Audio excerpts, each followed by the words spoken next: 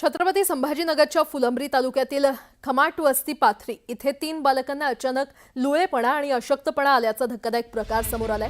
फुलंब्री तालुक्यातील मौजे खमाट वस्ती पाथरी इथे 30 महिने 9 वर्ष आणि 11 वर्ष या वयाच्या 3 बालकांना अचानकपणे लुळेपणा अशक्तपणा आल्यानं आरोग्य यंत्रणा हादरलेली आहे। या प्रकरणानंतर आरोग्य यंत्रणेनं गावात सर्वेक्षणासह विविध खबरदारीच्या उपाययोजना सुरू केल्यात। गावातील पिण्याच्या पाण्याचे स्त्रोतही बंद करण्यात आलेले आहेत। सर्वप्रथम 9 वर्षीय मुलाला 12 जुलैला अचानक लुळेपणा आणि अशक्तपणा आला। आधी गावात उपचार घेतले, प्रकृती खालावत असल्यानं मुलाला छत्रपती संभाजीनगरातील डॉक्टर हेडगेवार रुग्णालयामध्ये दाखल करण्यात आलं। त्यानंतर 16 जुलैला 11 वर्षीय मुलाला देखील अचानक अशक्तपणा आल्यानं त्यालाही उपचारासाठी दाखल केलं। तर 30 महिन्यांच्या बालकाला 17 जुलैला असाच त्रास सुरू झाल्यानं त्यालाही उपचारासाठी भरती करावं लागलं। ॲक्यूट फ्लॅसिस पॅरालिसिस संशयित रुग्ण म्हणून आरोग्य विभागानं त्यांची नोंद केलेली आहे। या तीनही बालकांना सारखीच लक्षणं असल्यामुळे जिल्ह्यात एकच खळबळ माजली आहे। या बालकांना जीबीएस आहे किंवा पोलिओ सदृश्य आजार आहे का याची भीती डॉक्टरांनी व्यक्त केलेली आहे।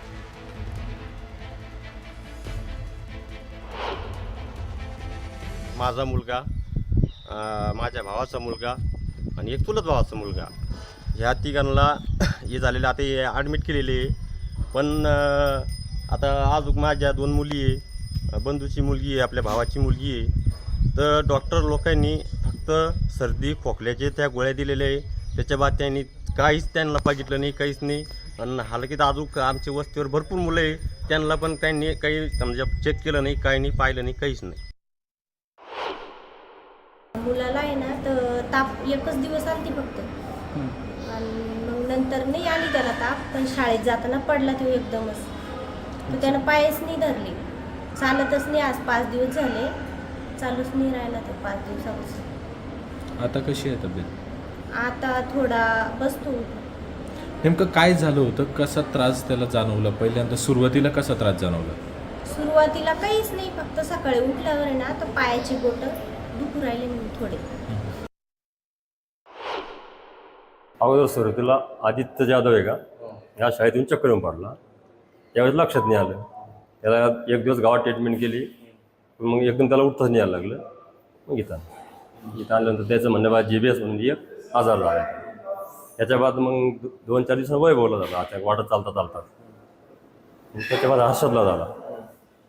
जीबीएस तुम्हाला सांगितलं का? इथं असतं त्याचं असं म्हणणं आहे त्यांच्या डॉक्टर लोकांना, जीबीएस।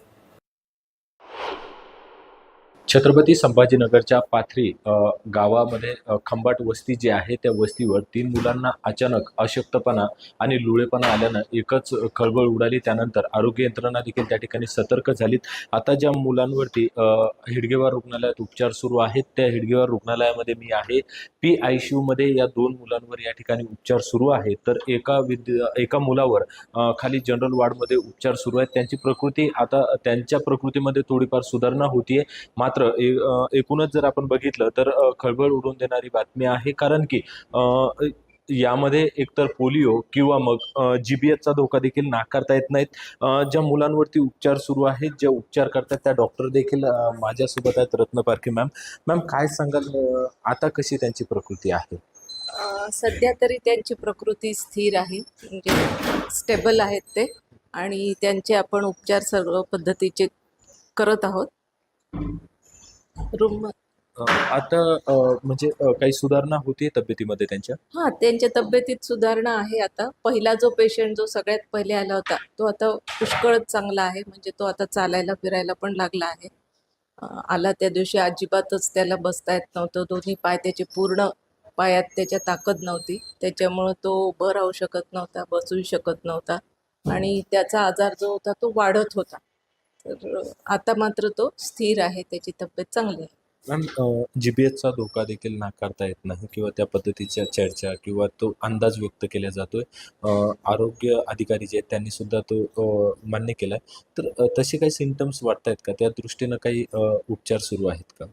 हो, म्हणजे आता कसं आहे की आपण पोलिओ किंवा जीबीएस किंवा अजून कुठला दुर्मिळ आजार आहे का असं आपलं तपासणी चालू आहे। कारण सध्या तरी हे 3 पेशंट एकाच कुटुंबातले आलेले आहेत, बाकीचे पेशंट फारसे काही कोणी आले नाही दुसऱ्या भागातून। त्याच्यामुळे त्याचे जे काही नमुने असतात पोलिओच्या तपासणीसाठी ते सगळं आपण कॉर्पोरेशनला कळवलं आहे. त्यांच्या लोकांनी येऊन नमुने नेलेले आहेत. त्याचे तपासणीचे रिपोर्ट अजून यायचे आहेत आणि क्लिनिकली तरी हे सगळे पेशंट साधारणपणे GBS सदृश्य म्हणता येईल त्यांना, अशा पद्धतीचे आहेत. अविनाश कानडजे, न्यूज 18 लोकमत, छत्रपती संभाजीनगर.